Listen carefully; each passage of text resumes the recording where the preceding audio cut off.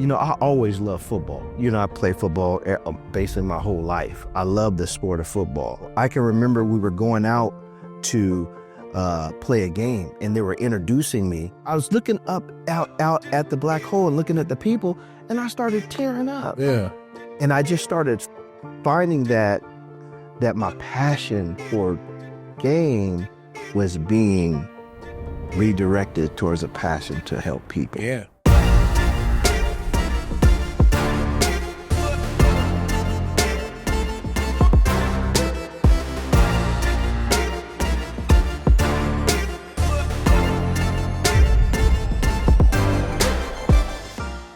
What's up, Raider Nation? I'm your host, Baron Davis. I have to bring you one of my favorite Raiders of all time. Fourth all-time leading rusher, Washington Husky, my guy, Napoleon Kaufman. What's happening? Man, it's a pleasure to be here. My pleasure to be Thank here. you. Man, it's a pleasure to get to meet you. No, it's a pleasure to get to meet you. I mean, I want to know, what's that first experience getting drafted? And it's like, all right, I'm in the league. I'm a Raider. It was really crazy because, growing up in Southern California, I've been a Raider fan my whole life. Just getting the chance to meet Al Davis at the combine, and then going up to him and letting him know that, my love for the Raiders. And he knew everything about me. That was the thing that was crazy. I mean, he knew everything about me and knew where I was from. And then, but I had no idea before the draft that they were going to take me. And so when Tyrone Wheatley went to the Giant, I was thinking, but what people don't know is that I had a representative from the Dallas Cowboys at my house. They were going to take me with the 21st pick. Oh, wow. And he was at my house just getting ready to take me. And then they took me with the 18th pick, man. So the rest is history. And I was very, very excited to come home. Talk about being a fan and being drafted by the team that you're a fan of. It was surreal, because you're sitting there and you're just thinking about the history, the tradition, and then just knowing, since you're a young boy, you're wearing Raider gear, and then now you're here. And so it was interesting. But the thing about it that was very, very cool is the way in which they welcomed me, and said, "You're a Raider for life. This is what we do."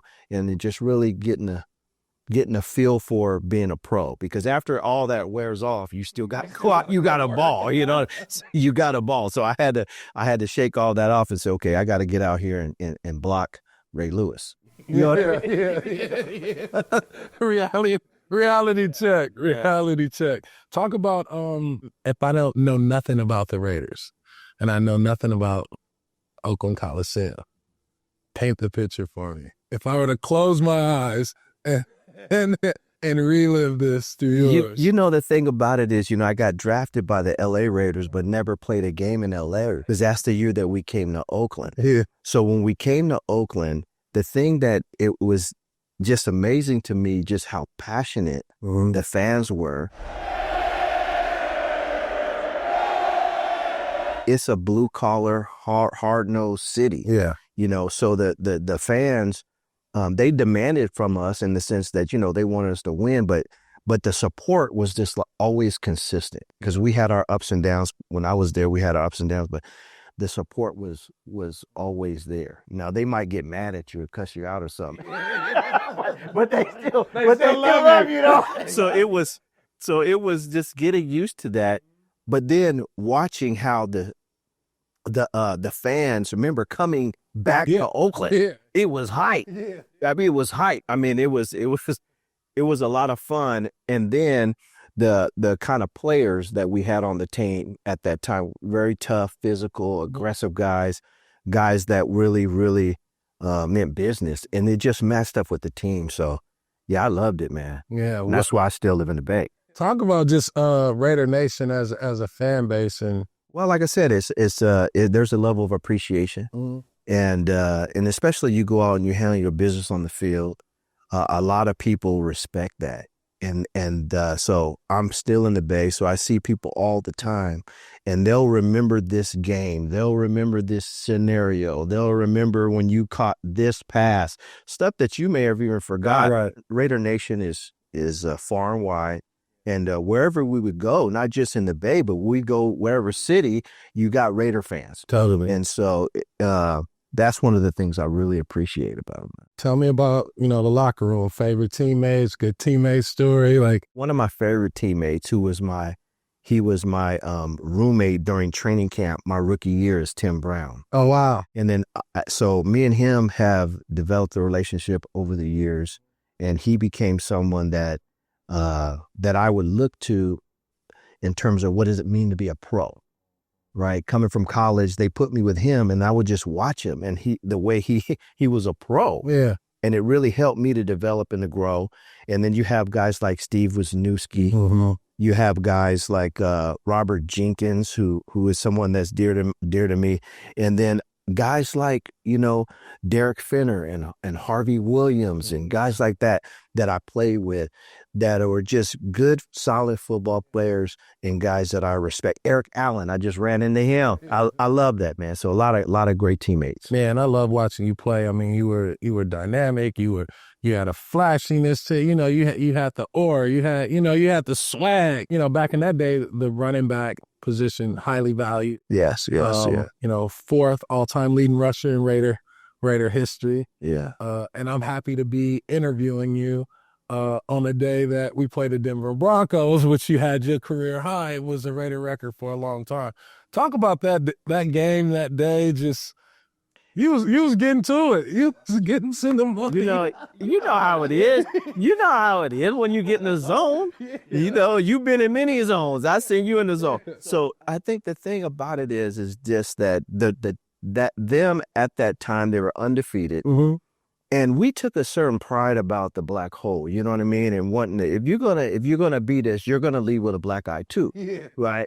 Yeah. And so that game, they were undefeated, and we knew that it was gonna be a tough battle. And we got some momentum early running the ball, and ripped off a couple long runs, and then from there, it was just like we were just in a flow. That zone is crazy. Yeah, and it wasn't just me. Yeah. But it was our whole team. Mm-hmm. I mean, we just really, really started going and starting with our offensive line. They really, really did a good job. So, that game is always going to be obviously dear to me. 1997, I'm graduating from high school. You rushed for 1,200 yards that year. What was that like? Talk to me about that year. It was a really, really good year for me personally, but it was just tough because we had a bad year. Yeah. Team-wise. And so as much as I, appreciate what we did and what I did personally, running the ball and whatnot, man, the season didn't go the way that we wanted. The coach gets fired, it just so as much as I love what we did on the field from an offensive standpoint, it was just a challenging year, man. But when you look back at the numbers, you say, man, well, you had a great You did your thing, yeah. I try. If we lost, I wanted to make sure it wasn't because of me. You know what I'm saying? While you were playing, you became the team chaplain. Talk about that leadership. Just, what brought you to that? Yeah. Walk me through that. Well, I just really felt like it was time for me to make a change in my personal life, and I really just felt like the Lord was calling me to something different. And so when I made that decision, I dove all the way in, and had the privilege of being on the team. But then John Gruden at the time said, "Hey, man, I know that you're doing what you're doing in your faith. I want you to continue to host our chapel services and do what you're doing and go for it." So John Gruden is the one who just gave me the green light just to keep on doing what I was doing.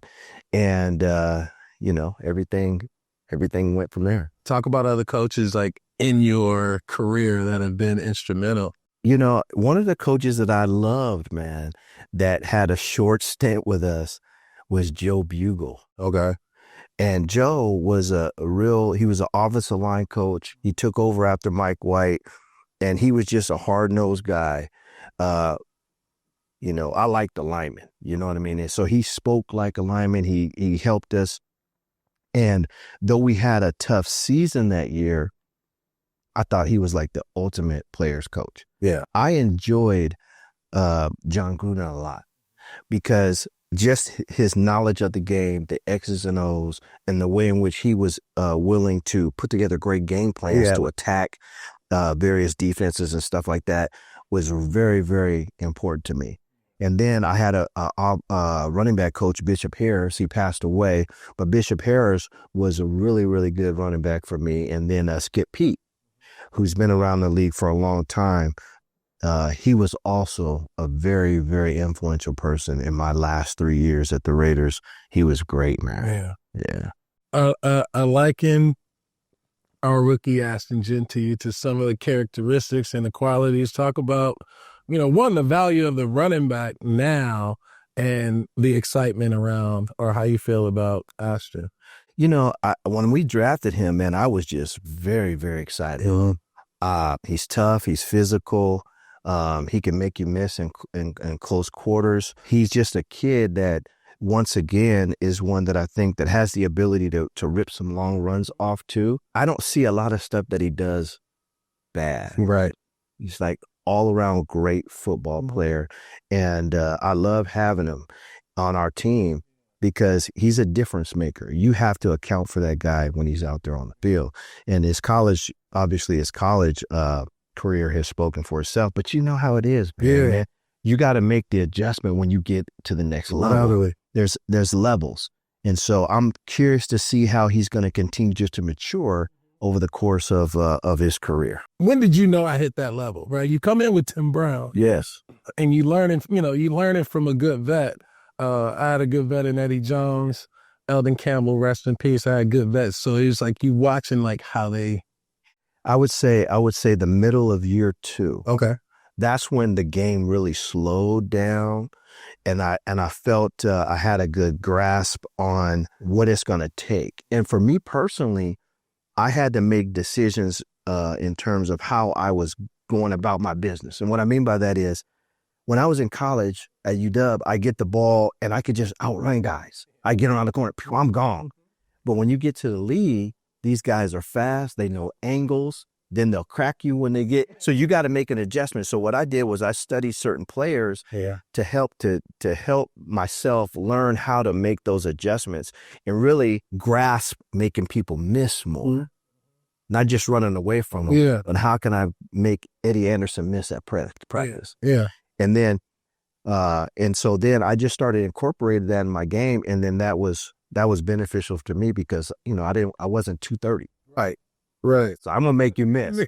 You gotta move around. Yeah, we're gonna move around a little bit more, and we did that. Tell me about your football style to your preaching style. I'd have to think about that for a sec. But just talk about just the overall, just the love of football, transferring that into the ministry, and like how leadership is. I think I always loved football. I play football basically my whole life. I love the sport of football.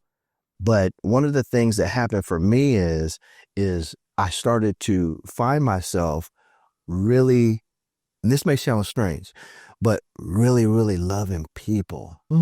Right. And so I can remember we were going out to play a game and they were introducing me.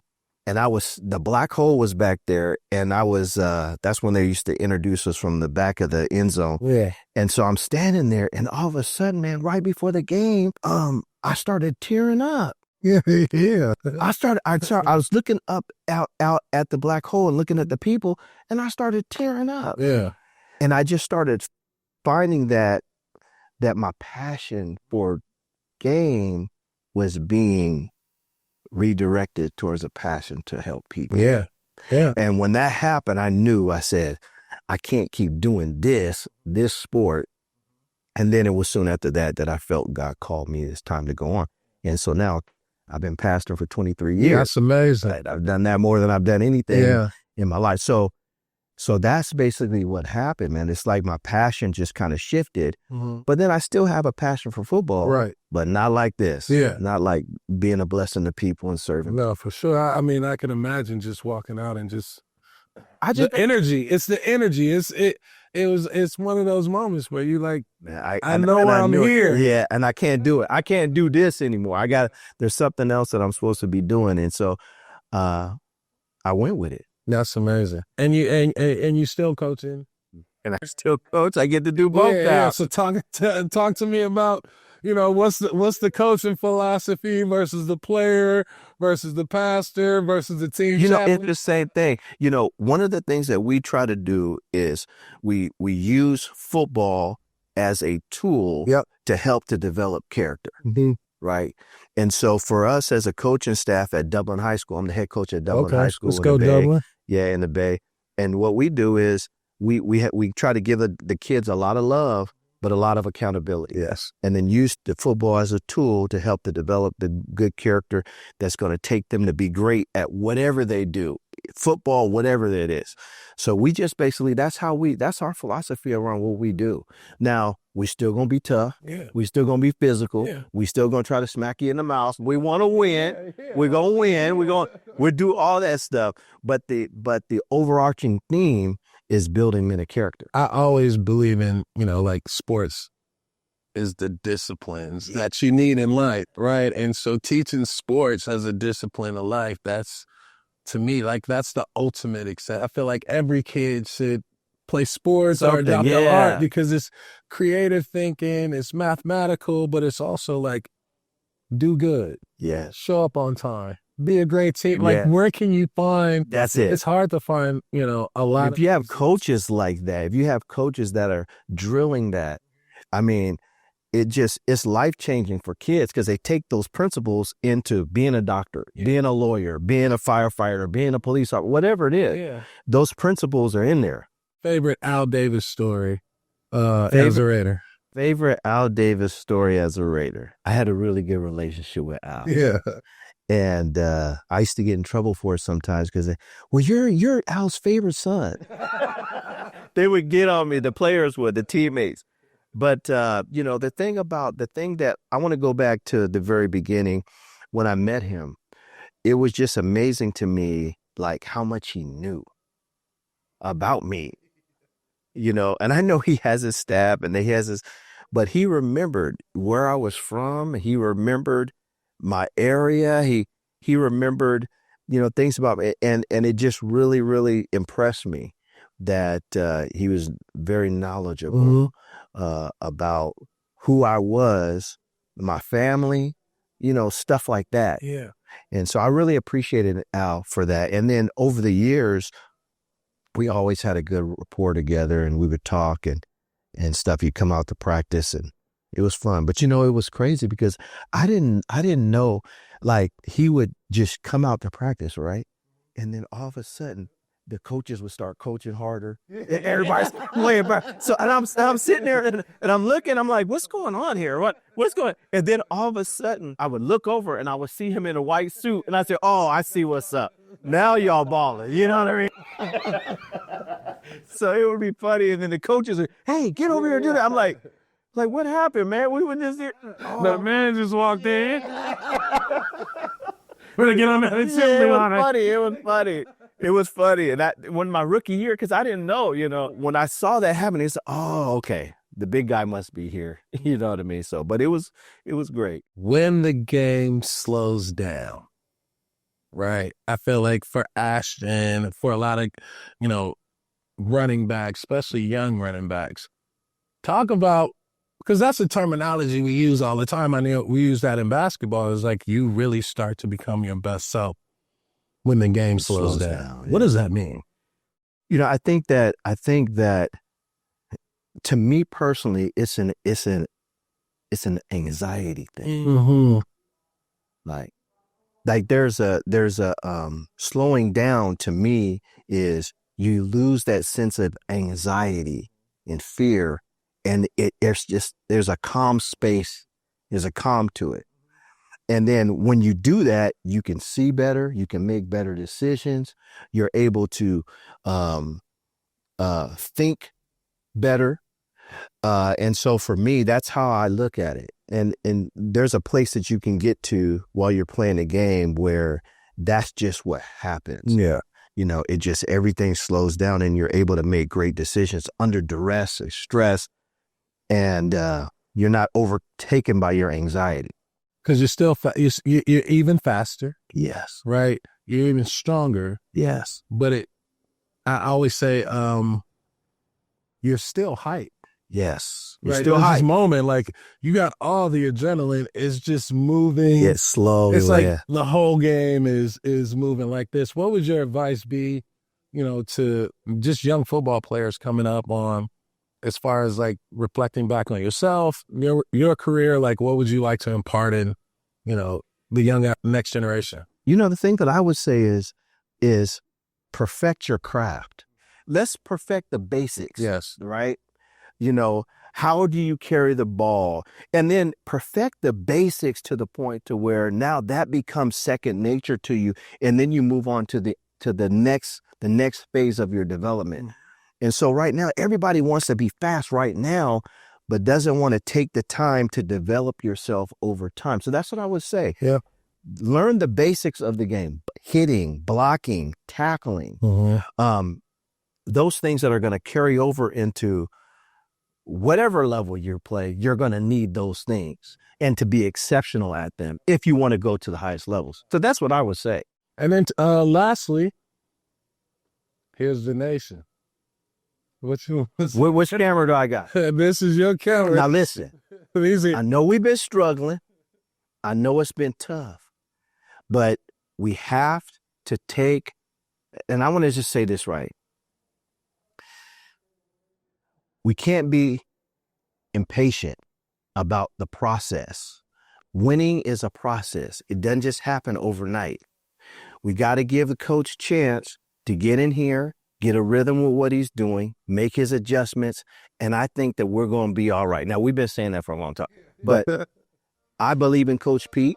I believe in the players we have. We just got to be patient and continue to develop the players and develop the winning culture that he's trying to establish. We know he's a winner because he's done it wherever he's gone. I love that.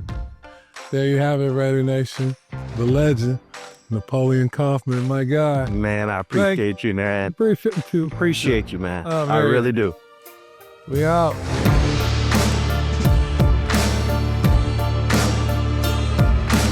I loved your career, though.